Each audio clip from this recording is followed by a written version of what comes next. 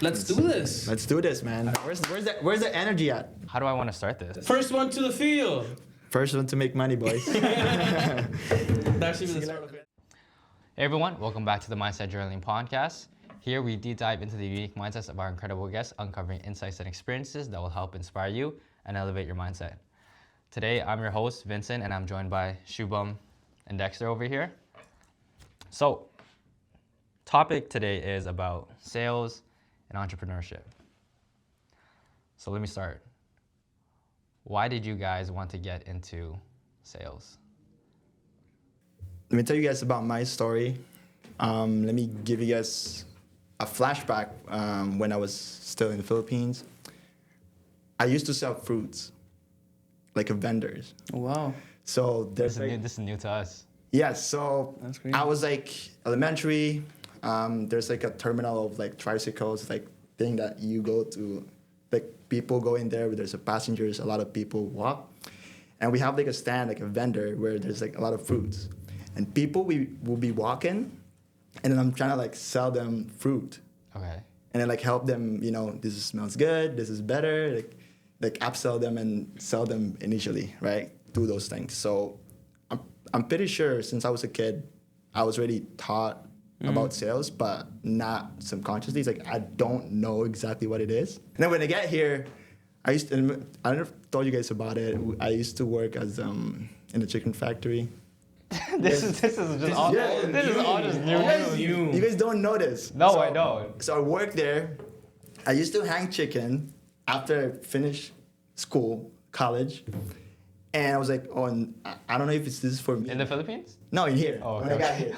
That was just a flashback. Like Clever guy left all for the podcast. So I was hanging chicken, and all the workers are dead, and I was just me, like a young guy, 20 years old, hanging chicken, and that for me was like a wake up call, and I was like, I don't want to be here anymore, and then that's when I went to sales, and yeah, and now I'm here. Like I really like it. I really love sales. I really love talking to people, and I feel like it's been good to me. So I'm just in the industry for a while. What would you say is the best part about sales in our experience versus the worst part about sales? Because a lot of people just try sales for like obviously like to make more money than the typical 9 to 5, but they stop like right away. So what would you say is like in your case scenario, in your experience, why have you guys been like doing this for some time? The number one thing and the best and the worst side of the sales is for me the same thing. I would say that would be rejections. I would say initially, let's say when I was starting out, when you face a rejection, you get a no from someone, right? You are a little bit discouraged, and then like, why did this happen? Because for you, it still makes sense that okay, it does make sense for the business. Why I'm having a no for no reason? Like it should make a sense for the business owner as well. So that facing rejections was a difficult part for me, and still is sometimes, because let's say you are close to you're very close to a good sale. Let's say you make $5,000-$10,000 on this one client, has like multiple locations, and can give us some of that. And then if you have a no from that, obviously you feel discouraged as well. But then that's also the best part as well, because you also know that back of your head, if you get a rejection, a no from this person, you go to the next door, and then you might have an opportunity there. So every door that closes, obviously another one is there too. So you go in, and then you go hard on the next door. You learn from that rejection, see where you could have done better, and you implement that on the next stage. And I'm just gonna add something into it, like the way I start my day, like to get into the flow state for you to be able to like pitch better and perform well. I have this theory where I would just start of my day early, like 9 or 10. I'll be like, you know what? Let me just get my first 10 no's. Get my first 10 no's. Right? I will just go in there just to get my first 10 no's, and I will count it. And sometimes I'll do push-ups. Like just you told me one time. Yeah, that's an interesting story too. Yeah, I would just do push-ups just to like Get you pumped up? pump up and like get the chemicals in, right? Like, cause after you do the push-ups, after you finish something, like you're more confident, you're more fresh. It's a lot better, right? So I would just get my 10 no's, sometimes get my push-ups, and then see how my pitch goes. That's how I see it. And I think, correct me if I'm wrong, I think that's a very smart idea as well, because I think you're adding, it's a kind of a psychology thing in there too, because that adds like a sense of accomplishment. Because even if you have a no, you do a push-up or set of push-ups, right? You complete that stage of rejection.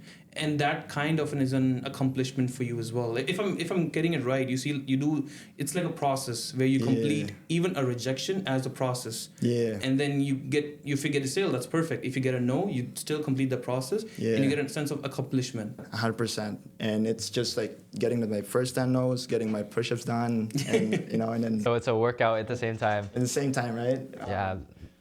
Kind of like you. Like I know, for example, if I'm hitting my first like 10 doors or 10 calls or whatever, it's a warm up. I'm just getting warmed up. Especially when I was doing door to door, bro. It's so awkward. It's so awkward. Before I would hit the doors or the businesses, I would walk up and I would just like smile to get my facial muscles. I would be like, and I probably look so awkward walking in. Correct. Yeah. So I would just smile, like do some facial exercises to loosen up my face, walk in. Hey, how are we doing today? Having that enthusiasm in it. The enthusiasm, that's what you need, yeah. I would say like for me, like the issues that I had in door to door was even before entering someone's door, because I had like a mindset that okay, if I'm going into someone's business without any appointment or like because we didn't have any appointments, right? We just literally walk into the businesses and show up and say hi, how's it going, and like as a stranger. So that was like a biggest obstacle for me, because I'm thinking in my head that oh man, I'm like going in, I don't have any. You're bothering them. Yeah, I'm like getting their attention for no reason. Maybe they're not interested. I'm wasting their time. They're busy people. They're business owners, right? That was my mindset initially, and then I used to just refrain myself from talking to more and more people. That was the mindset that I had before. Because I don't walk into the businesses. I used to feel like I'm taking too much of the time. I was being too polite, too nice about, thinking of I shouldn't be bothering someone. But then I figured out over time that, okay, maybe it's not just, they're busy or anything. Maybe they need someone like me who can help them out. Maybe save them money or do something for them. If not, just have a good conversation and just move on. Yeah. So that's how I worked on over that too. Yeah, that's definitely the biggest hurdle, at least for me when I first started. Getting those rejections, going those no's, were like walking into the door, I'm like, what am I doing? I feel like going in there and then creating your own icebreaker is kind of that's crazy. That's the funnest part for me.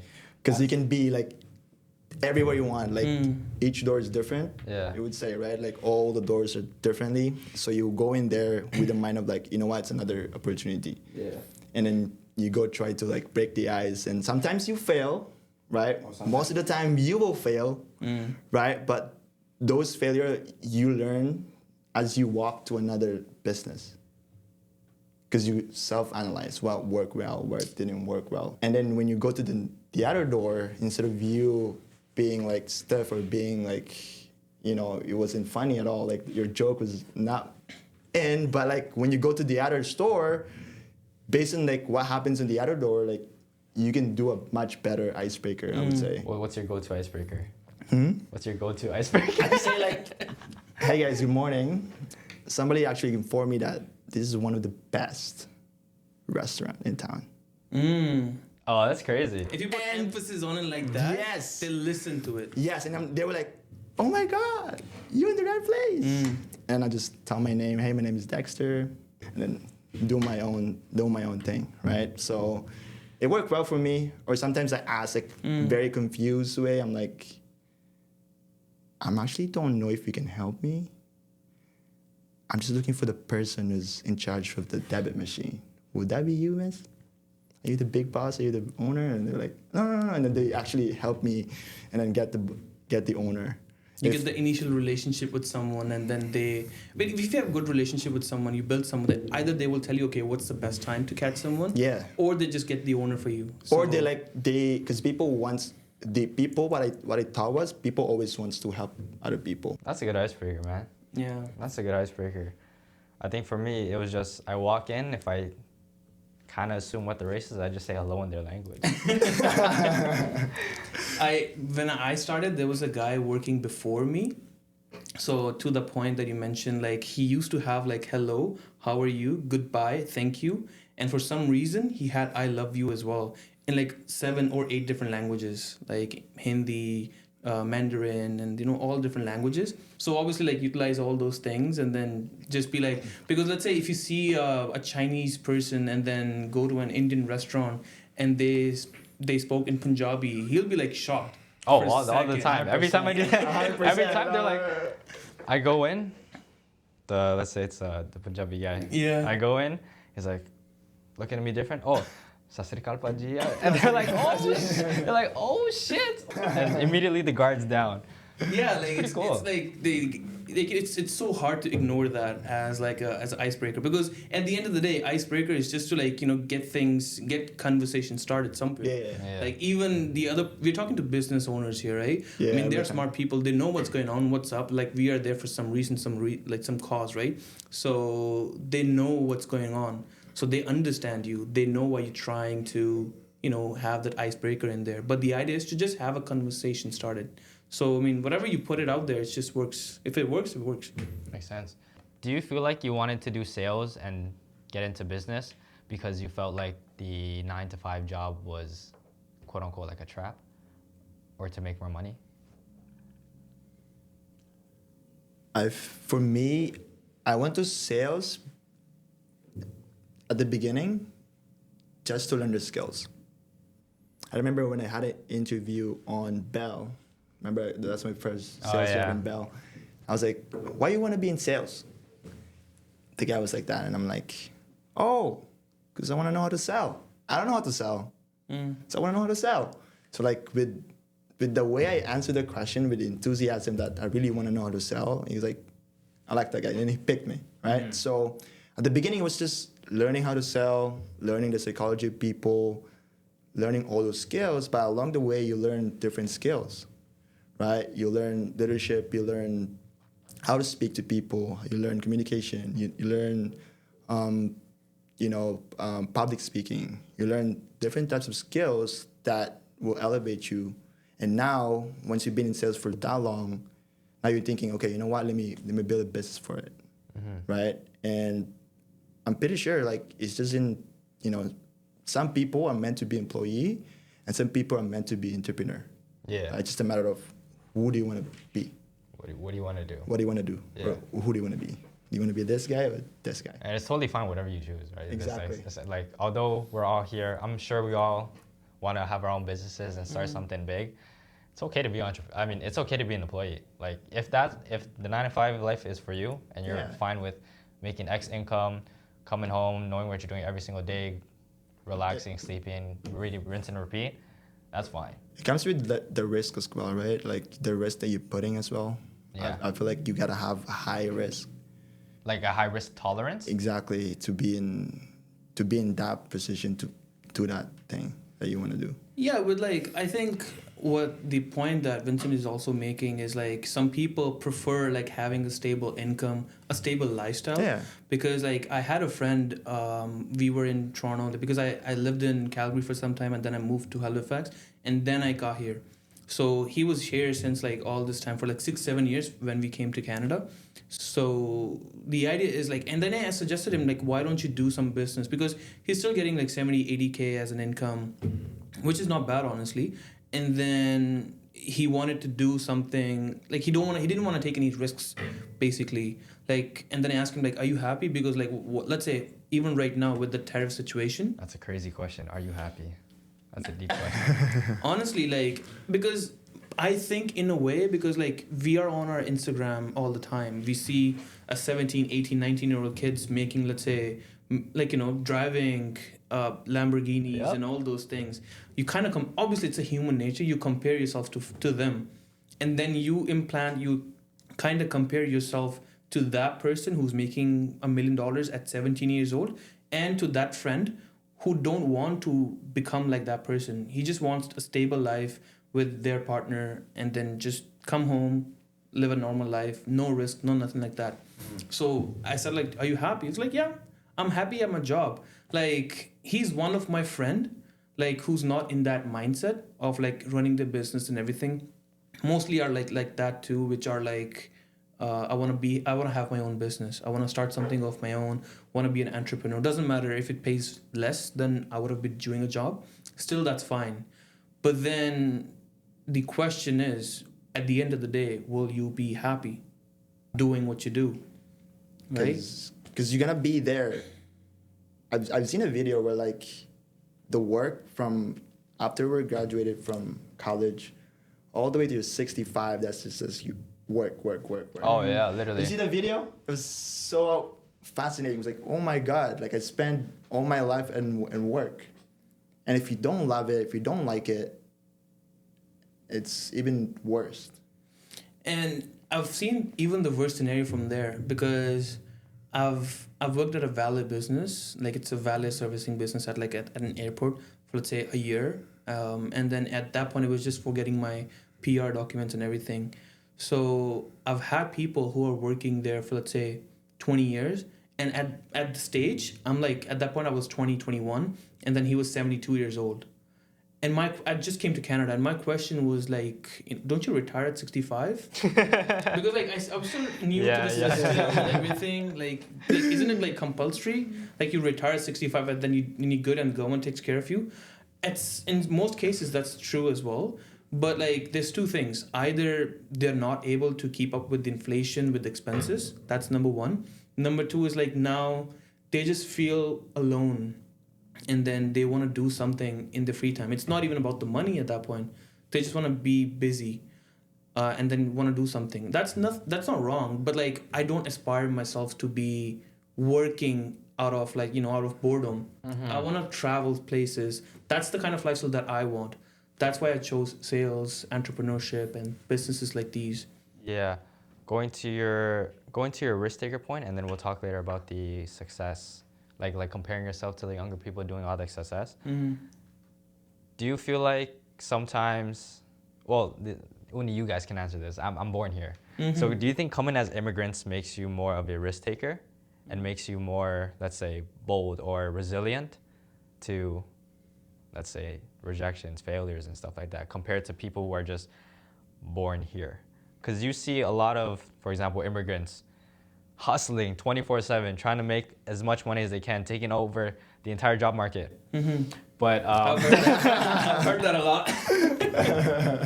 So yeah, do you feel like coming from a different country now into Canada makes you more of a risk taker? What I've felt and realized, it's not like we have some extra powers. Like if we come here to Canada, to a different country, we don't have like extra powers or anything, like apart from someone who's born here. I think the biggest differentiator is we don't have a comfortable lifestyle. Let's say if I came in from a different country with my family, let's say my parents are here, there's a support system that's behind you.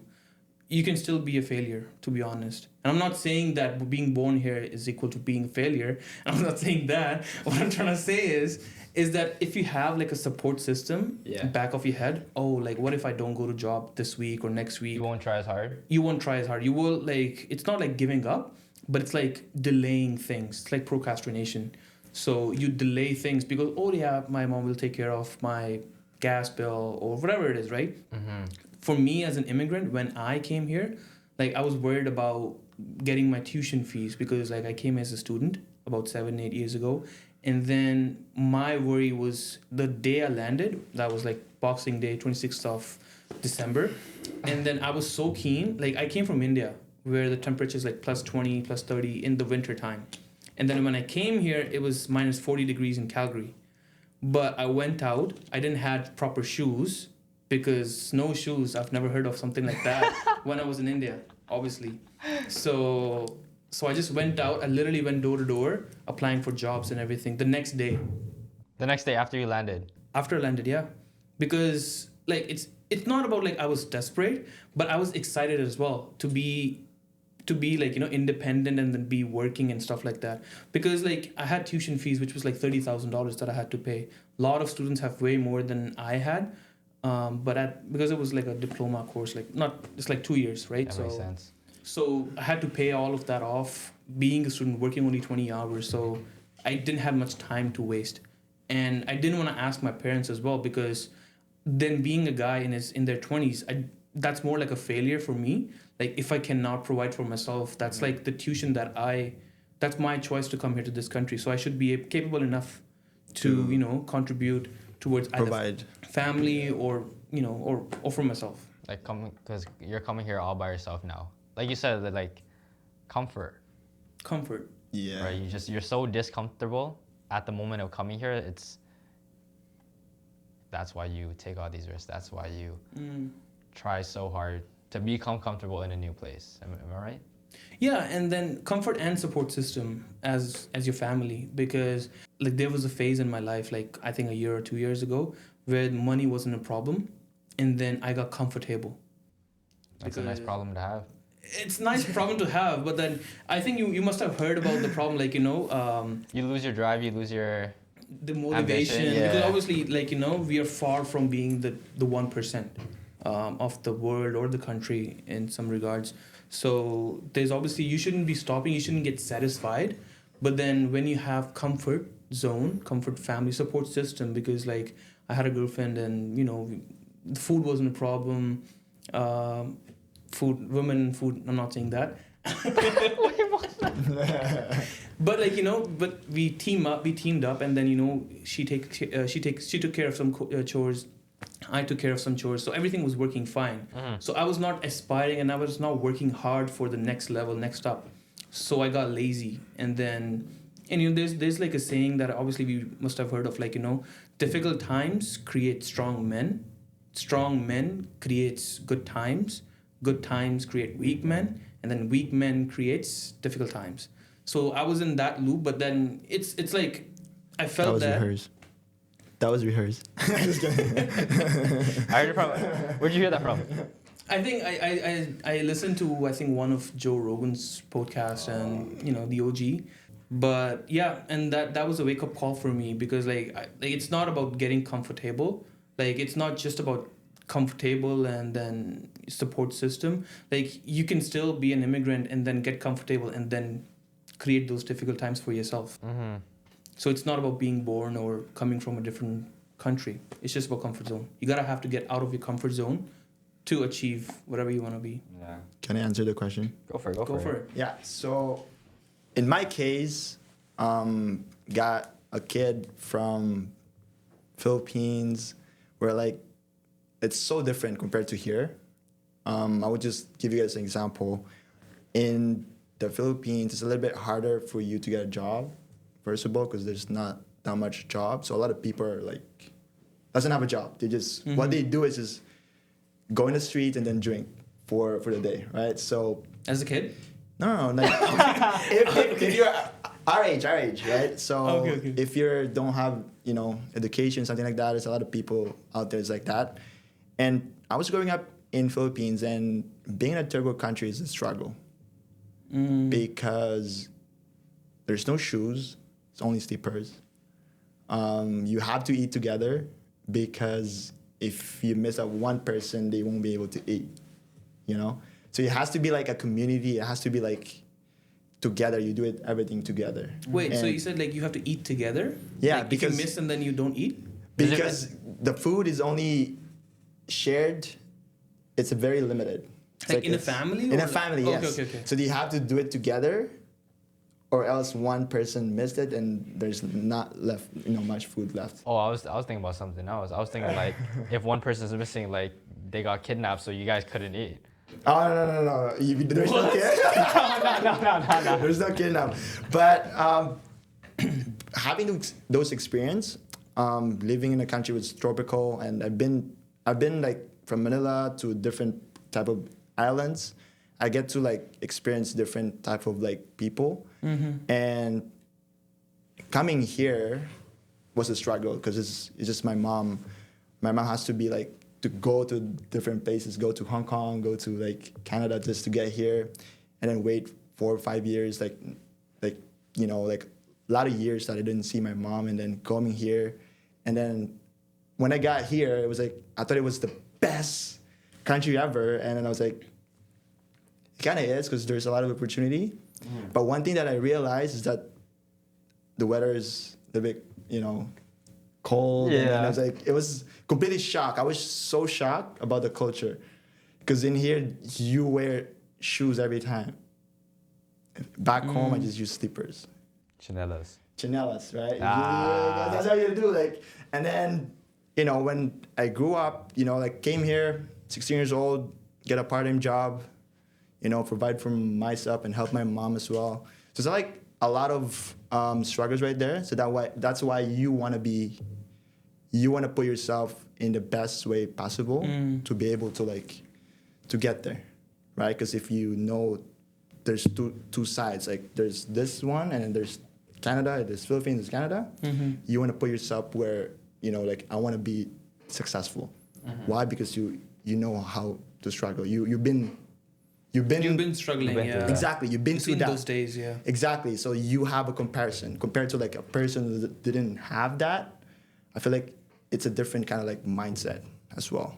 What do you think, like, because like, to be honest, me personally, I've been asked that question, like maybe jokingly, because I used to work at Tim Hortons initially when I came to Canada. And then there was this guy who straight up told me and said like, you guys steal our jobs. And then I know, like, even with something happening, like, do you feel that way? Like, you know, there's like so much influx of immigrants that are taking out the jobs and stuff, and either taking jobs or like it's like a straight up competition for workers here in Canada. Yeah, I mean, for example, a lot of the like Tim Hortons, like what are those called? Like very basic, generic, beginner, introduction, entry level jobs. There you go. Definitely a lot of entry level jobs. You have to fight for that.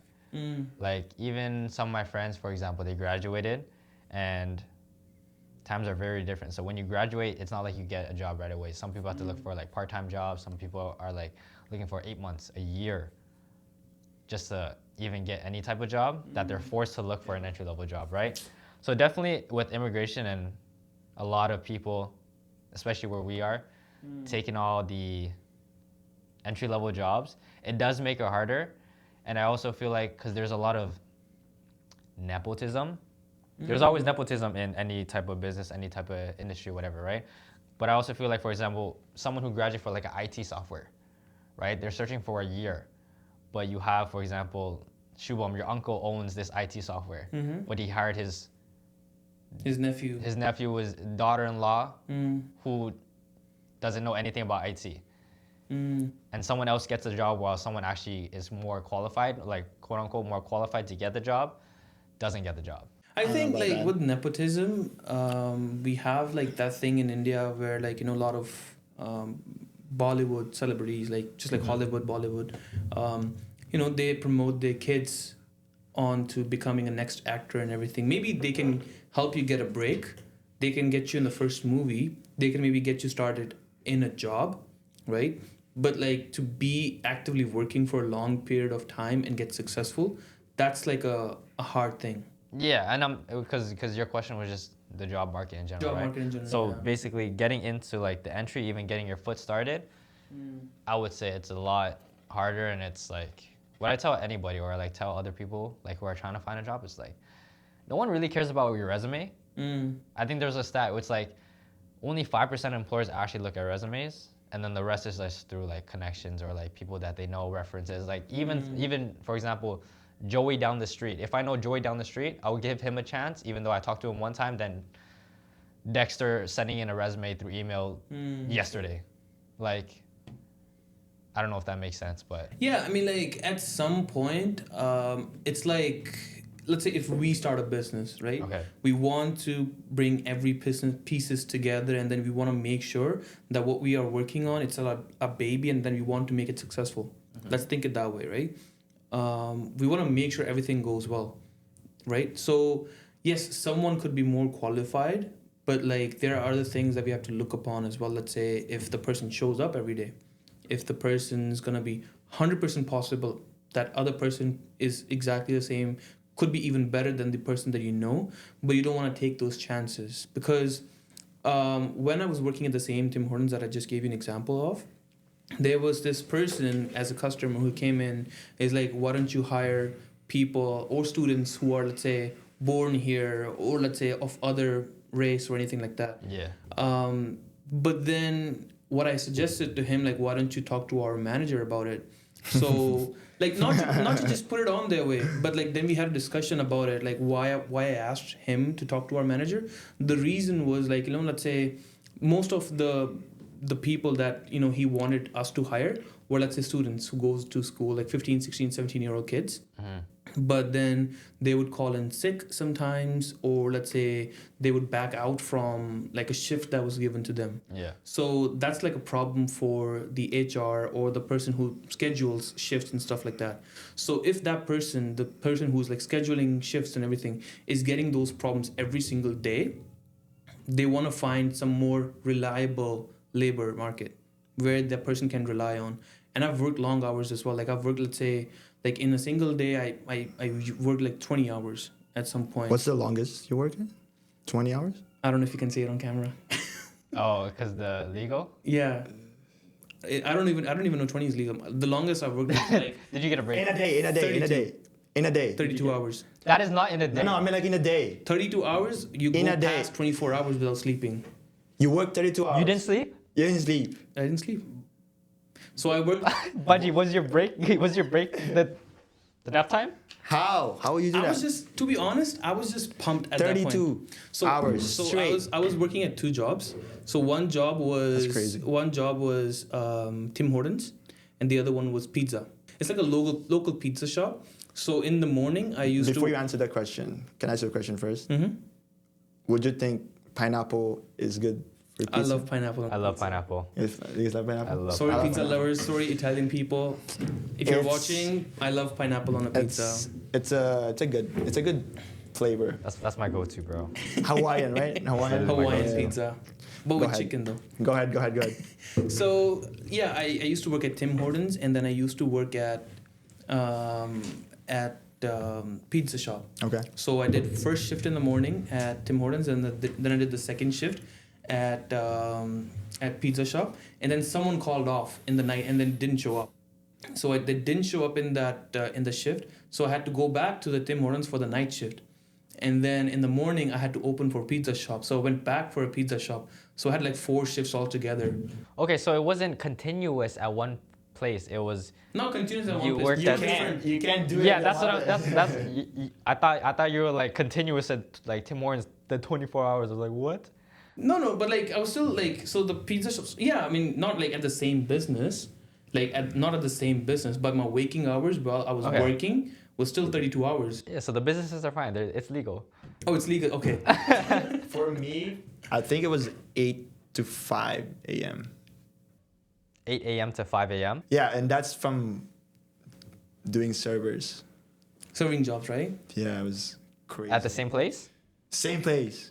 Now that might be a little bit legal. Like I'm like there morning to like morning, basically. Yeah. Just like I only did it once, and I'm like, no, bro. I'm not, What's the name of the I business? can't. I can't do it again. Are they still in It's- service? Yeah, it's in. You guys know. No. I have no idea, but you're putting them on blast. Yeah. Forgetting the name. I can't do that. It's up to you, man. Just cut it off. It's I said it again. But to answer your question, I feel like yes, I think the influx of immigrants is definitely a problem for even the people who are here, like looking for jobs, and even for people who we are bringing more in. Because I'm one of those people, and let's say I have tuition fee, let's say due in 2 months, which is $7,000. I don't have a job, then how I'm gonna pay those tuition fee? Because I don't want to ask my parents. Let's say if that's the case. And then it just makes the job market so much more competitive for like even an entry job 10 years ago. you had, for example, 10 people applied. They weren't really qualified, but they got in. Now you have people where there's like 1,000 applications for Tim Hortons. Do you have a degree? No? All right, filter that out. Did you like? Wait, that's a thing. Is that Yeah. true? Like, That's a thing. degree for Tim Hortons? No, I'm just saying in general. Okay. Like not degree for Tim Hortons. Like I was like, relax, wow. guys. No, I mean, like, do they cut out? Do they sort it out like that? I don't know how They they. could, I right? don't. But isn't a job like, it's like when you done school, university, college, all the companies want people who had experience.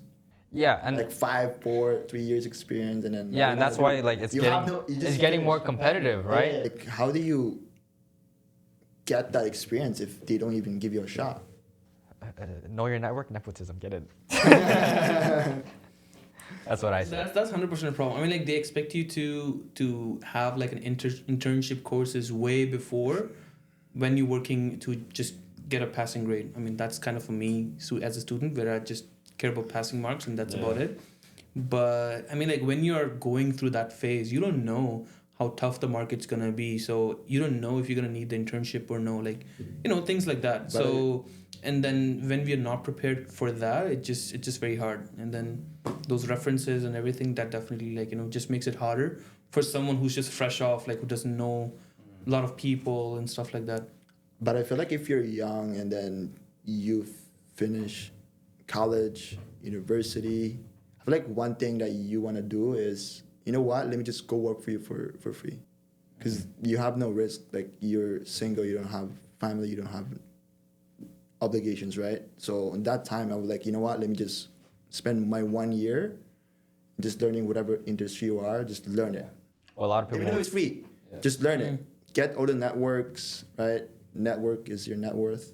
Yeah. So get all the networks, and then, based on how good you are and, based on your skills that you learn, you might get hired, and then, you get a job, Correct. right? Instead of you just have to put yourself out there.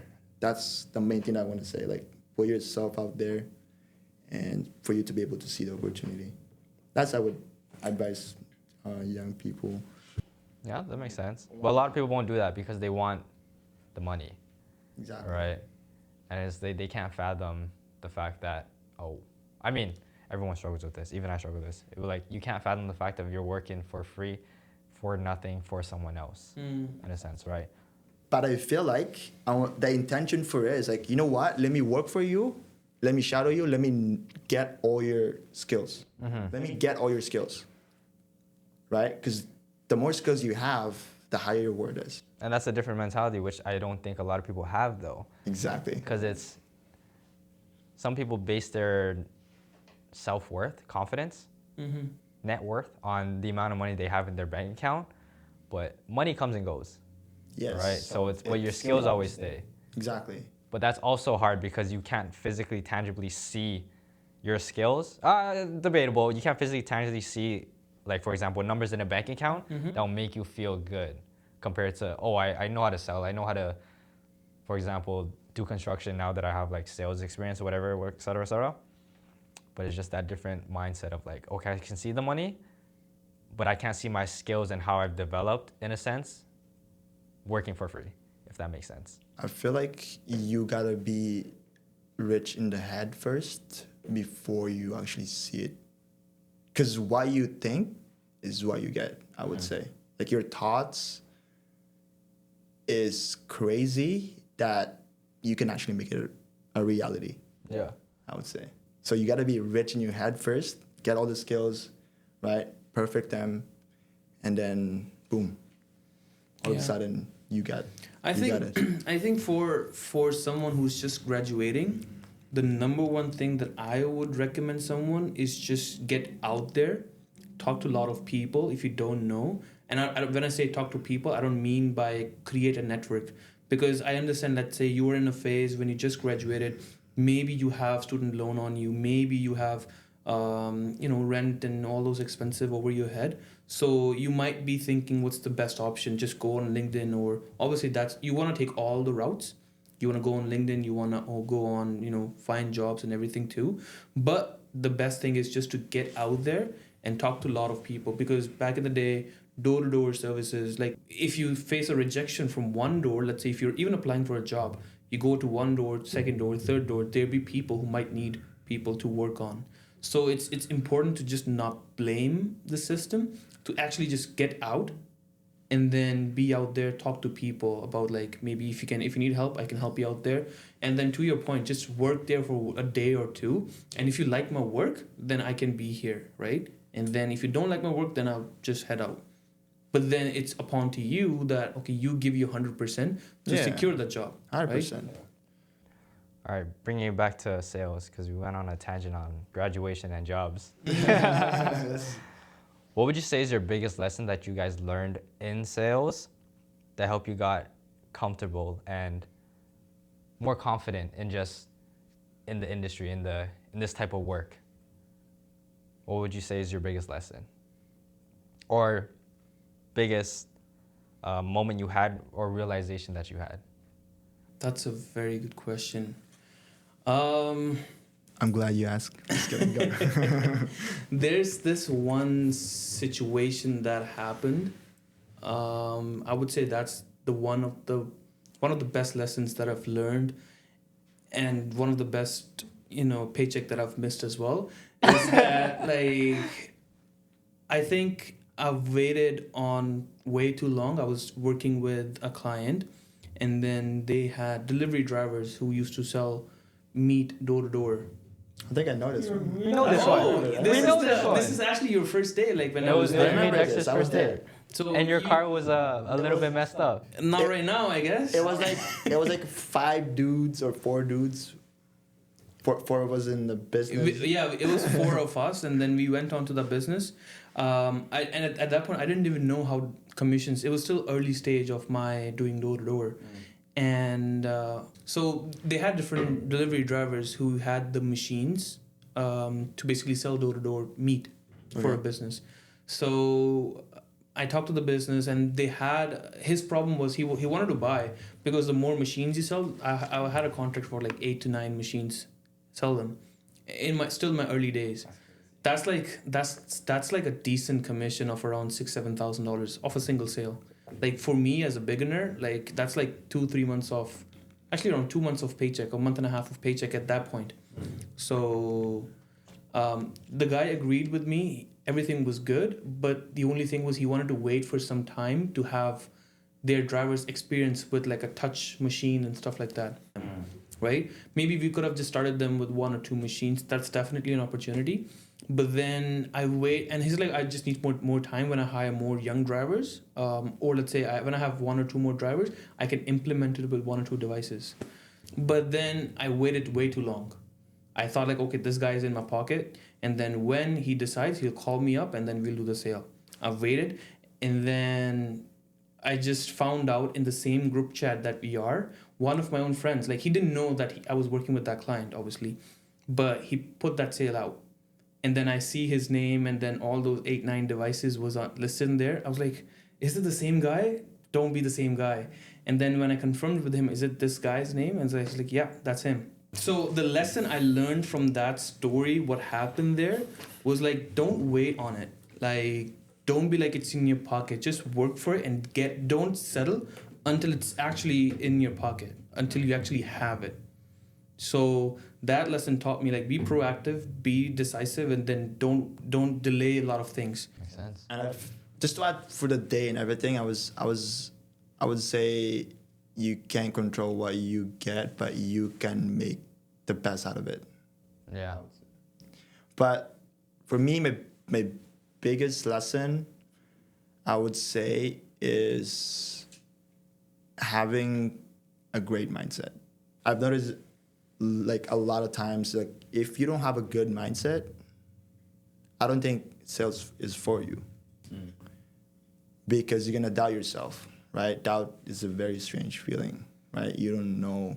You're doubting yourself. You're like, you're blaming other people. Like, if you don't have a good mindset, you're gonna go spiral down. Yeah. I would say, right? Let me ask you a question. Like, we do hear, like, have a great mindset, right? Yeah. Like, it's a nice thing to say or to listen to as well. Yeah. But let's say if I'm going through a tough time, Okay. let's say, I had a loss in some business and then I lost, let's say, 50, 20, $30,000 in some business. And then you have bills to pay, you have rent to pay and things like that. How do you have a great mindset in that situation? When you're in that situation. We have a saying in Tagalog, it's like, itawa mo ang problema. So it's like you laugh with the problems. Like you laugh with problems. Mm-hmm. So you're like, for me, when I see a problem, I just laugh at it and then, trying to find how do you figure it out, right? And I always like, if I do have problems, if my brothers or my friends, they have problems, we just always say like, just laugh, man. Like, like nothing you can do about it, right? Just, I laugh it out and then I'm trying to find the solution. How would I solve this problem, right? Going back to the mindset, is like either you have a good mindset, a great mindset, or you have a bad mindset, right? And it's not like you have it right off the bat. It's something that you work on every single day. Yeah. You develop your 100%. experiences. You develop every single day. You're trying to get better every single day. It's having that, okay, you know what, let me just get the 1%, right? It's like you said, going to the gym, being disciplined. There's a lot of ways where you can build yourself, right? And build your mindset. It's just having to work on it every single day, I would say. But going back to like, if you're a salesman, the biggest lesson is you have to have the great mindset. You have to have the best mindset ever. Because in order for you to succeed, you got to believe in yourself, right? In order for you to succeed, you got to believe in yourself. Same with you got to believe in yourself, right? And if you really do believe in yourself and you know that you can do it, and you'll do it, right? Most of the time, the new people that come in, they doubt themselves. Like, I don't know if I'm good enough. Like, obviously, if you're not good enough and you're telling the universe you're not good enough, then you're not good enough. Then what do you have to do to be good enough? Okay, let me pitch practice with this guy. Let me get something with this guy, right? So it's really important that in everything that you do, you gotta believe in yourself, and that's about having like the good mindset, a great mindset. So how would you say, for example, you develop that self-belief? Like how do you do that? I got this saying from Stephen Curry, one of my idol. He says these things, I can do all things.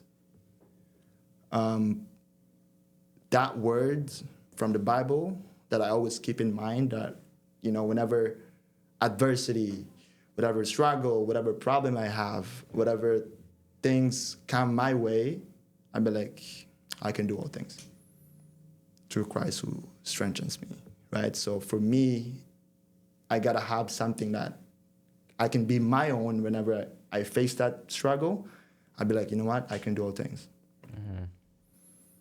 But you just have to act on it. You just have to do it.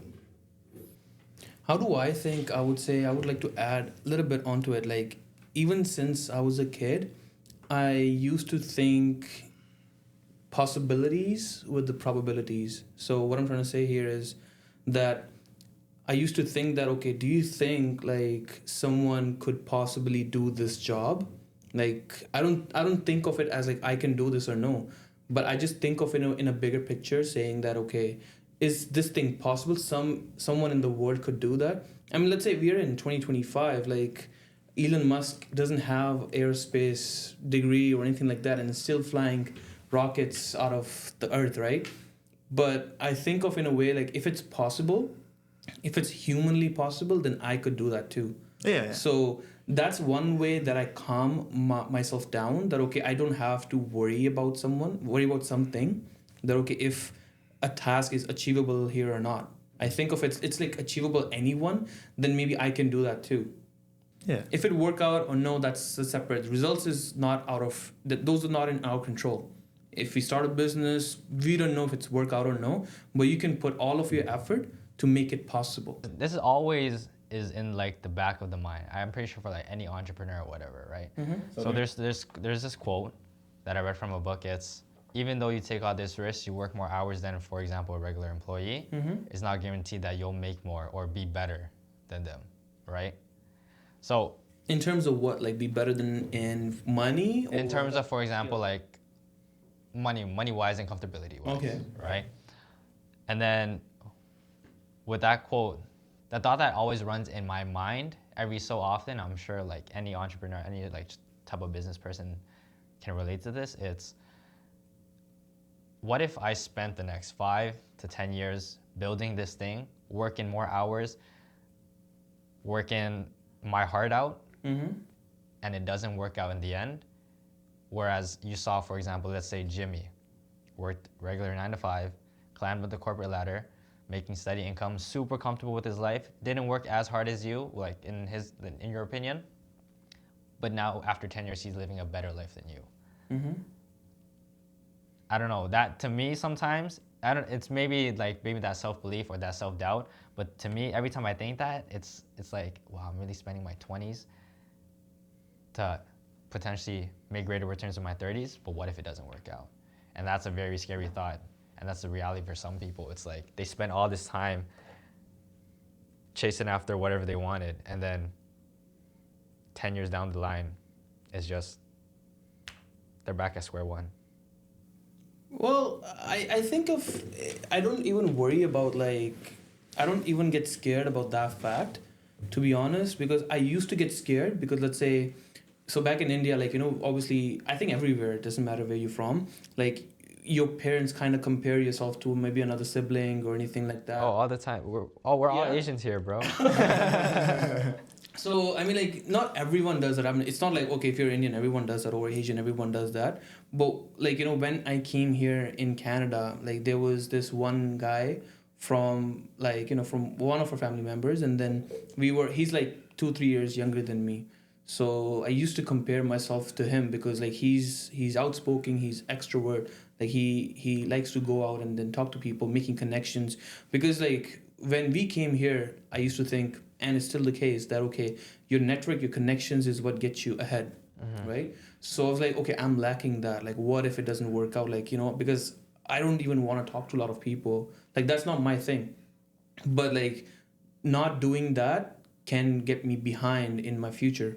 So I used to think, I used to put a lot of effort into that, but I think in my today's scenario, I bought my house last year. So a lot of people in my age group would feel that, okay, buying a house is definitely, it's not I wouldn't say accomplishment, but it's definitely an objective that I had when I was 22, 23, was buying a house in a totally different country where I would never thought of settling in or something like that.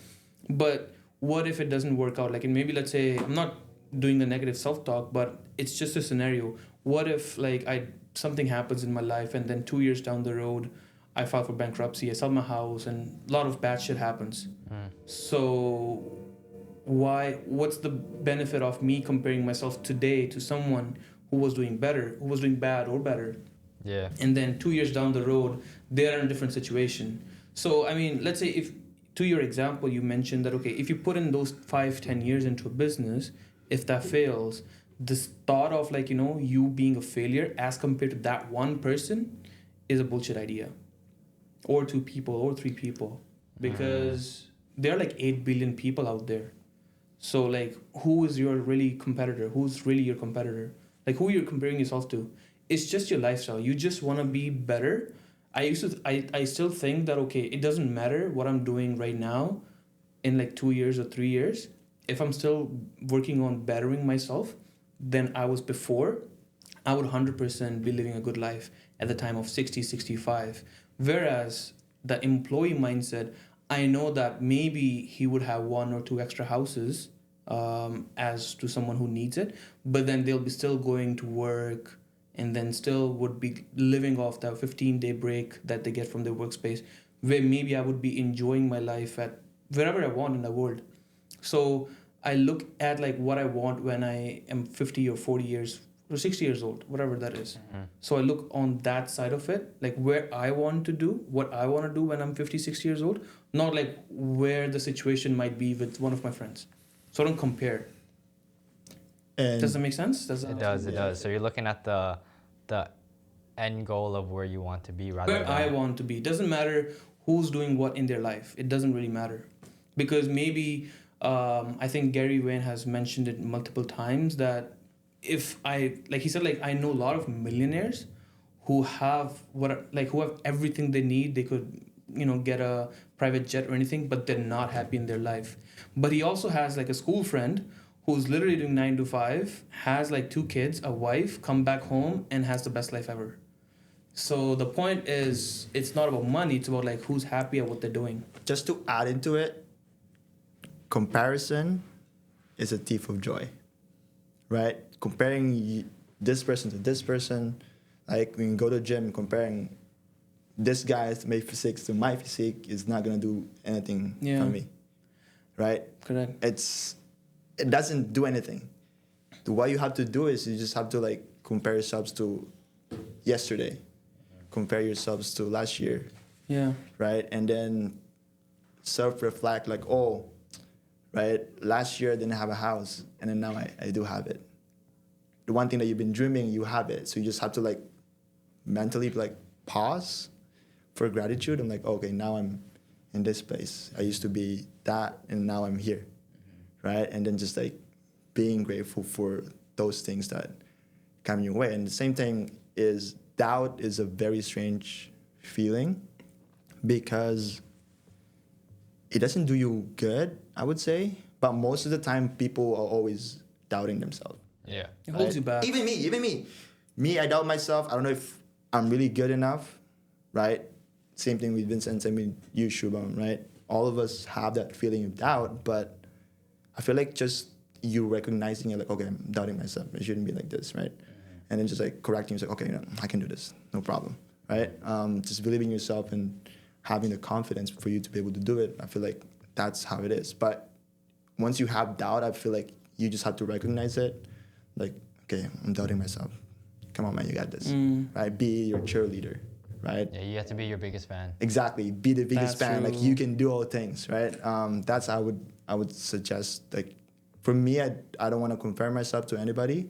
I just want to be surrounded by people that have the same mindset, same goals, and same Alignment. destination, Goals and destinations, same objectives. destination, same like where do you want to be in the next 5 years? It's based on like who surround yourself. So I just want to be surrounded with people that has the same kind of goal with everybody. Everybody has a different lifestyle, and what happiness is to them is different from Exactly, everyone else, right? 100%. And I would say, I think happiness is about peace. Like, how would you define happiness? I think it's peace. The Pursuit of Happiness. The pursuit of Bro, happiness, that was a right? good movie. That was a good movie. That's amazing. I watched that one. I think I cried Yeah, in a sense. Yeah, I did too. I watched it twice. You watched it twice? I watched it, the first time was in school, and then I watched it again probably like a year or two ago. And I was like, no, should I want to watch it again. I want to rewatch it again. because when you grow up, you're like, oh, I can relate, right? When you're in school, you're watching like, yeah, it's whatever in a sense. Yeah. Once you grow up, you start learning your life. You're like, damn, That's me That was- painting the house that and was then struggle. getting arrested. that was struggle. Yo. Yeah, I feel like happiness is being peace with yourself. One thing that I focus on about the happiness thing that I want to mention is like, I think making a difference. If we are making a difference in others' life, I think that's what gives me happiness. Like one of the goals that I would like to share is like, I want to do something for stray dogs back in India. So there's like a lot of stray dogs out there. I feel bad of like, the condition, let's say they're not fed all the time and all those things. So I want to make a difference. Maybe I want to make enough money so that I could make a difference in those lives. I know one person is not enough, but obviously we can make a difference. And I feel like just to add again to all the things that you guys said, I feel like there's a lot of stages for us. As like a It's- salespeople. No, it's just like in life, right? The first stage you're gonna be, it's gonna be a learning stage. This is where you learn the skills to be able to be the best version of yourself, right? You learn all the skills that you need, and then once you do learn it, probably gonna be spending 1 to 5 years of your life just learning stuff. You're gonna be underpaid, but you're learning a lot of skills, right? And then you get to the earning phase, this is where all of the learning is now you're doing harvest, right? Harvesting. Exactly. Yeah. So it's like now you're in the earning phase where there's more, right?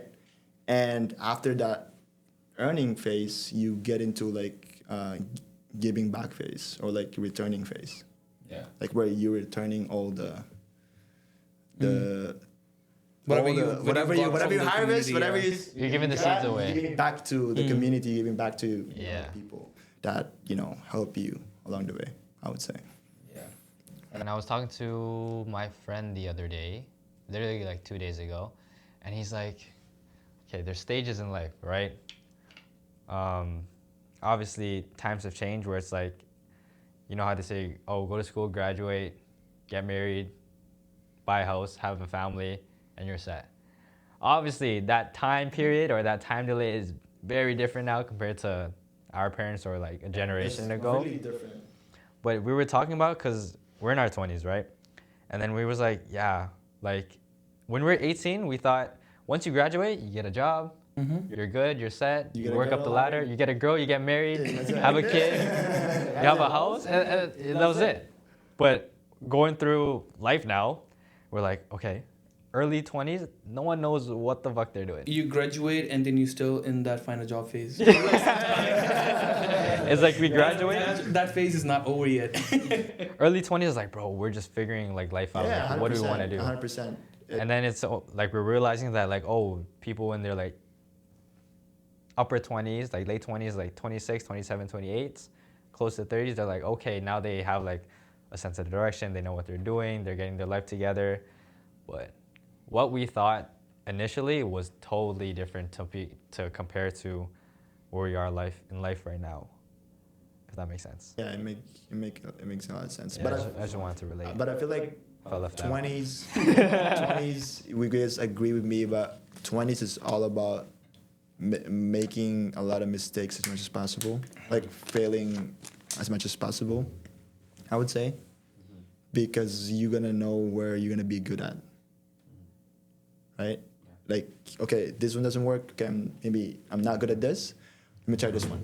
It's all about figuring out who really Shubham is, who really Dexter is, who really Vincent Hill is, right? And then when you get to 30, that's when you're like, okay, you know what? I know who I'm at. I know where I'm good at. Let me just go all in with this. It's like if you like want to do something, just do it now, because the best way to start was 10 years ago, 5 years ago. Best time to start is now, and 6 months down the road, you're gonna be best. You're today the youngest you'll ever be. Oh yeah, that's 100%. I feel old, yes. I'm putting I feel all old my Instagram reels into the podcast today. But yeah, wait, what were you talking about? I was just saying, like, you're gonna suck anyways, so just start it. Just start it, Yeah. right? And 6 months down the road, you're gonna be the best version of yourself. Yeah. That was like me when I went to the gym, was skinny. I was like, you know what? Let me just start. I mean, like, I think, like, in a way, like, what's the worst it could happen? Yeah. If that worst case scenario is not that bad, I should just do things. So I relate with starting a business. So if you start a business, the worst thing it could happen is like you lose a lot of money, and then you basically are at 0.0, at like square one. That's the worst. But before you start, you're already at square one. Yeah. And then, but at that point, once you fail, you know what things not to do. Yeah. When you start a new venture, when you want to do new things, now you know what mistakes not to make. Yeah. And then maybe that could be a failure as well. You could be a success. You could be making, let's say, you could be running, let's say, 100, like a 10, 15, $20 million revenue business in the first, second, third year. But then that could go down wrong as well at some point. But then you still learn, like, okay, what mistakes not to make when you cashing 20, $30 million revenue, and then go up from there.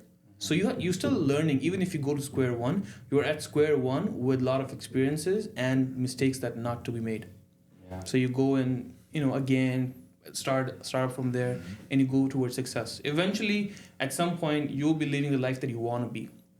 And then instead of being scared and then, you know, not taking the chance, you'll be just doing a 9 to 5 job. Again, it's not a bad thing, but if that's not something that you want to do at the age of 55, 60, then you might as well just go out and take chances. Yeah. Because AI might be replacing a lot of jobs. But if that's something that you don't want that, you might as well just take a shot and then go for it.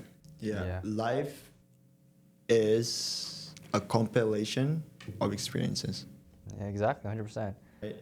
There's a quote I live by. It's, I rather regret having taken action than inaction in my life. So I rather regret at the end of the day when I'm like 65 in my rocking chair, reading the story to my grandchildren. I rather live a life taking more action rather than inaction, because then it's, for example, life experiences, right? And it's, you're not wondering what if, you already know the outcome. Yeah.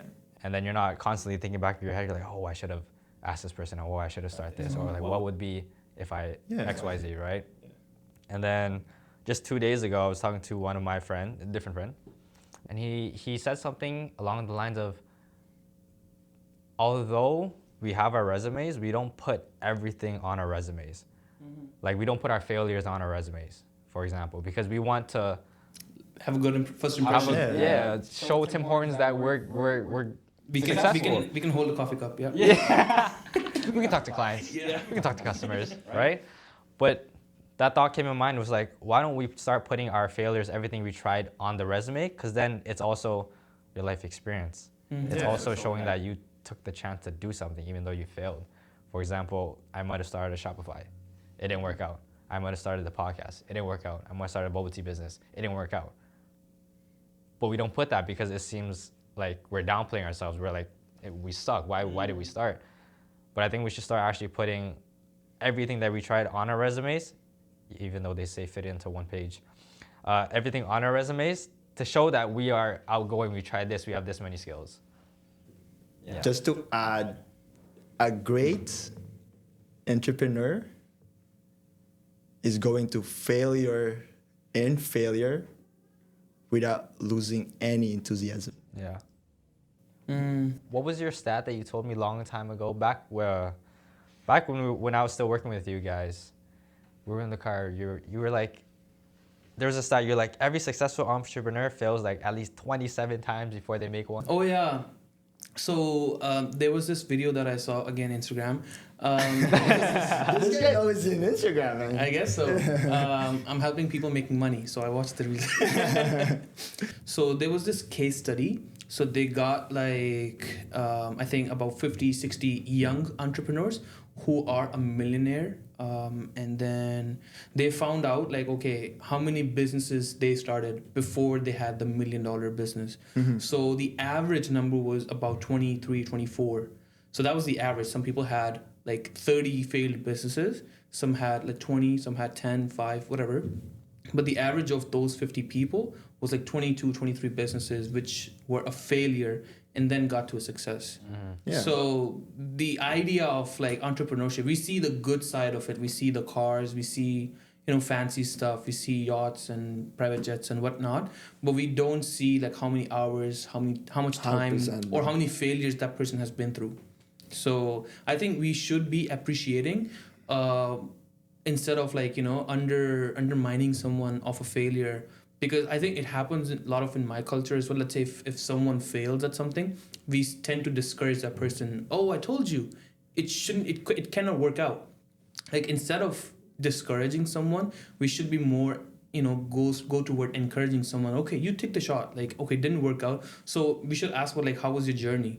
Like, I think where did you went wrong? Like, you know, what we can do to make it better, or like what you can do to make it better. So I think we should celebrate failures as much as we do success, because obviously, you know, when it's your success, everyone's supporting you because now you are the hot shot or the popular person in the group. But when you're failing as well, you should be someone who's taking charge. So let's say when I talk to a lot of businesses and I see a business owner who's like 21, 22 years old, I actually admire the person. Not because like before even getting to their sales and all those things, I admire the person not because he's a business owner, but that person took an action. So it really, I just go into that Shark Tank mode and ask them questions like, what made you get into this business? Like, what was your life was like, 2-3 years prior to making this decision. So I think taking action should be more encouraged. If we encourage those things, then we would have way more entrepreneurs than we have right now. Yeah. I would say 100%. Going back to your point about that failure and that stat where it's like you said, 22 failed businesses or failed attempts to get that one success. Mm-hmm. Although that stat may seem scary or daunting, just remember, like, one win can cancel out all of your failures. You just need one win to buy back all your time, to buy back all that amount of money, that energy, that effort. So don't be afraid to fail.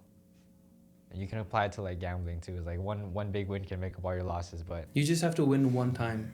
one big win to cancel all your failures, Cancel all of that. all your missed parlays. And you have years of life. But you don't win if you don't try, Yeah, don't you? yeah. Right? If you never step foot, if you never take action, if you never put in money, 100%. you'll never have that shot. So Even if it's a 1%, you'll never even have it. Yeah.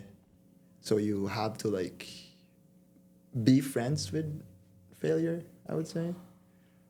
Laugh at it, learn from it. Have a good relationship with failure Exactly. is what I would say. Yeah. Yeah. Like be friend with them. Like, okay, I fail. Okay, well, what do I have to do to not be in this position again? And it's like, okay, now you know what works, what doesn't work, what you 100%. like, Yeah. if this is a good industry, et cetera, et cetera. Yeah. It's like, you don't try until you know. Exactly. All right. What's one thing that you guys got from doing door to door that stays in your heart, in your mind, that you would take wherever you go? I would say two things. Number one is have and maintain a positive attitude, like you said before, the mindset. But the second thing, if I'm not repeating you, it's really, specifically like sales, like door to door, it's literally just selling to who wants to be sold and not trying to sell someone who doesn't want. Yeah. It's like if I'm trying to sell cookies to someone who doesn't eat sugar or is like strict on their diet, like I can't force them. What about you, Shubham?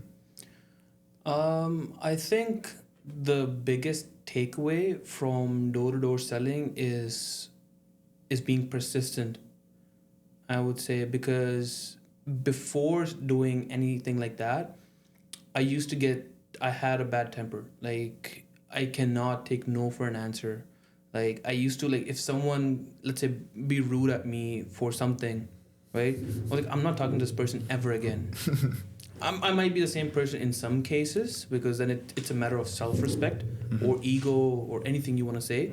But with door-to-door selling, you might want to be persistent. You might want to call that person 1, 2, 3, 4, 5 times. There's a slight line between being pushy and being persistent. The point I was making is, like, I used to get bad temper. So that's something that I had to deal with, my personal trait. I don't get angry if someone is rude at me for like showing up on the business. And let's say if I go to this business and they're like, "Oh, you again? Are you trying to sell me again anything?" And I was like, "Oh, don't you want it?" I just try to kind of steer away the conversation from an aggression to maybe let's calm things down and then see if we can still have a conversation or no. If it's no still, then I just move on. Yeah. The only person who's going to lose if I get a bad temper is just me, because I might be reflecting those things at To the the next other person, doors that I'll be hitting. So that's the number one thing that I've learned from door-to-door selling, which will be obviously very crucial in my future businesses as well. Because if I'm dealing with the client, if I don't like something that they do, that they act, I might not want to do business with them. That's a separate thing. But like, I would not let that thing affect my businesses with other people, other clients. So having like a calm mind, like steering away the conversation, that's important. And then persistence. I think for me is the 8 great work habits. All of it. Oh yeah? Yeah. Do you want to share for the viewers, like what are the 8 great? Can you list all 8? So HBB, WWRUT. So H is have and maintain a great attitude. Yep. Important thing for the viewers is like, it's not just about having a great attitude. It's maintaining it. It's maintaining it throughout the day, because at 10 a.m. in the morning you can have a great attitude, but you might be in a bad shape after 2 or 3 rejections. So search and trip, go on. Yeah, and then be on time, be prepared, be ready. What you gotta do, work a full day, work your leads correctly, work your territory correctly, respect clients and customers, understand your opportunity, and then take control of your life, take control. So those things, like, I feel like that's my biggest takeaway. Like, you know what, I have to do this, not just in sales, but in day-to-day life, that I can, pass on to like my brothers, whoever wants to be with me or something like that. What's the most powerful piece of advice that you received about money, sales, entrepreneurship, business, success, whatever, that has shifted your whole perspective of life? Do you want to take the question first? You're gonna take. Oh, now it's me talking. Now it's me talking. Yes, sir. I think the one advice that I can think of is actually very plain and simple. It's just keep your head down, and just do work. That's about it. And that's coming from my uncle. He's like about 69, 70 years old. And he used to be like a newspaper thrower in the morning, like back in his days. And now he literally owns half of a city. Like, he has that much money right now. So that's the advice that I got from him like about 4 years ago. He's like, don't worry about anything. Don't worry about things that affect you or no. Just keep your head down and just work. Because that's the only thing that's going to get you anywhere in the world. That's the only thing you need, and that's the only thing that's going to count. Nothing else is going to count. There's many impossible things that have been achieved, and that's through hard work. That's it. And for me, it's going through failures to failures to failures and doing it without any lack of enthusiasm, I would say. Because for me, I've been through a lot of failures, from dropshipping to a lot of things. Like, I tried multiple type of business, and failing to those business gives you a lesson, and I feel like you just have to have the enthusiasm to do it.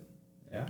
It's like 24/7, right? Like, you gotta love what you do, right? And sometimes you get to work where like, I feel like it's not work anymore. It's just like, you're doing it with your brothers and your friends, and like, it doesn't feel like work anymore. And then but yeah, it's like, for me, it's just failure to failure, and don't lose your enthusiasm, right? That's what it. I would say for me, it's the most powerful piece of advice is honestly just like believing that you can do what you set out to do. Is having that self-belief that if you think you're worthy, if you think you can achieve XYZ, then go do it. If, for example, you don't believe that you can run a business, you don't believe that you can make something out of nothing, like, you're not gonna make it if you don't have that belief, because you won't stick through it, right? Yeah. And it's just taking that step, gaining that clarity on the direction you're going. Yeah, that's about it. That's good. And just having That's that very self-belief. valid. Yeah, because a lot of people I know don't have their self-belief in themselves, or even think that they're worthy of whatever they want, like their dreams and goals. They don't think that they're worthy because of their background, experience, et cetera, et cetera. And to me, that's just like, it's kind of sad sometimes because you're downplaying yourself, but it's also a self-belief and confidence thing. Mm-hmm. Yeah, and something I'm always trying to work on as well. It's just like, I think it's a mental barrier that you put in for yourself with the negative self-talk. You've already kind of convinced yourself that, okay, you're gonna fail or it's not gonna work out. If you go in with 100% instinct that, okay, it's gonna work out, then you kind of find a way to make it work. It just doesn't work out all by itself, right? So Yeah, makes sense. And it comes from being confident comes from being prepared. Are you ready in that moment? Work habits. Are you ready to take on this? Yeah, right? Michael's gonna love it. Yeah. The more you, the more you're prepared, it's like this is what Kobe says, right? Like the reason why he takes the last shot because he's the most prepared out of all the players. He's there like 4 a.m. or 3 a.m. in a gym, and he's the last guy lives, like gets out of the gym and go home. He's the first one, he's the last one. First one to the field. Right? And who do you think will take the shot? This guy that just show up, or you want to give it to the guy that has been there for hours, right? It comes with being prepared, right? I think confidence is come from being prepared and being ready at the moment. Right on. You guys ready for the last question? Yes, sir. Let's do it. All right. What is your definition of success? It's a big one. For me, it's a very huge question because I think the definition of success changes. In simple words, being around family, which I think I kind of miss right now because half of my family is like back home, making a difference to the society, and then being proud of what you've been able to provide to your family. Like it revolves all around about family. So I think that's what success means to me. Like in entrepreneurship or in money wise, I think I want to achieve all those things that I've seen, that I think there's a next level to things that we have right now. There's like definitely a better car, a better house, better lifestyle that we can achieve. So not having to worry about any of that, achieving all those financial goals and having my family alongside with me, and then making a difference with either giving back to community or by charity. That's like a life that I've lived. That's everything for me. What about you, Vincent? Oh, we're skipping to you, going straight to me? Okay, yeah, sure, we can do that. I could be the last one, yeah? Yeah, go for it. I'm still thinking. Showstopper. I'm leaving this in. What my definition of success is it ties in with the quote I said, where it's living a life of regret, taking action rather than inaction. So I base my whole lifestyle around that. But my definition of success is basically just designing the life that I want. Living the life that I want. What's my lifestyle? Who do I want to be around? Money, etc. It's like those are goals that I want to achieve and hit. But ultimately, am I content doing what I'm doing? Who am I surrounded with? Just being happy every day and looking forward to waking up another day, rather than waking up and dreading like, oh, I gotta go hit the doors again and stuff like that. It's just designing a life that I want to live. So it's like you work to live, not live to work. Yeah. I think. I live to work, yeah. Make a meaningful impact, grow my brand, grow whatever. Be happy, have people around me that support me, have meaningful relationships. And yeah, that's about it. For me, success is being able to not worry about the futures. Like you don't have to worry about the food, you don't have to worry about the house, like the payments and everything like that. I think that's success to me. Like be able to like have a freedom, be able to go whatever you want to be in, you know, without you worrying about expenses and everything like that. Yeah. Like basically having a freedom, I feel like that's a success to me. Some more financial freedom? Just like freedom itself. Freedom itself? Do whatever you want, like, you know, Yeah. there's nothing, so whatever you want to do, there's nothing stopping Yeah. you, either it's money or whatever. Yeah, 100%. Or it's the government just in that case. Yeah, it's just like having a freedom that I can do a lot of things, like whatever I want, whenever, you know, what time is it, like it doesn't matter what time is it. It's just having a freedom. I think that's success to me. Be able to work everywhere in the world, success to me. That's what I feel. Right on. Other than that, Is there any final thoughts, comments, questions, concerns, shout outs you want to speak on this podcast? Thank you for having us. Thank you for having me, Vincent.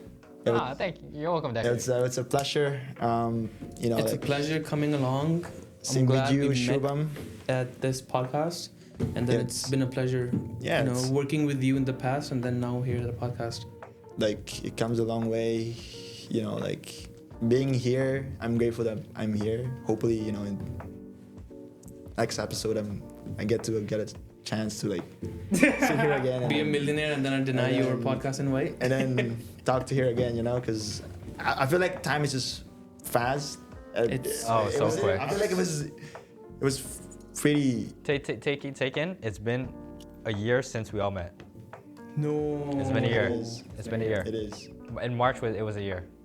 March 4th for me, no? It was our same day, March 4th.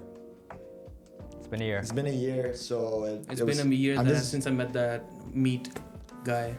So I'm just grateful to be here, and hopefully, like in the future, we will all come back and get another episode. I would say.